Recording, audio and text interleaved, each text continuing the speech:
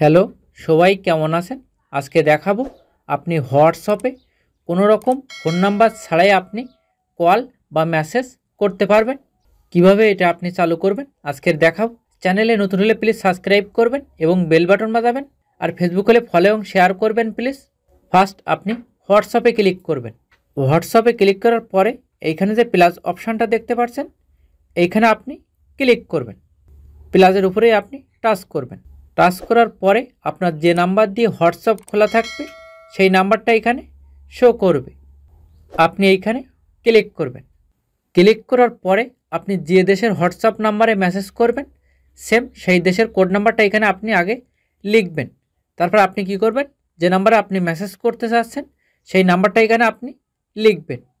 নাম্বারটি লেখার পরে আপনি এই মেসেজটা সেন্ড করবেন।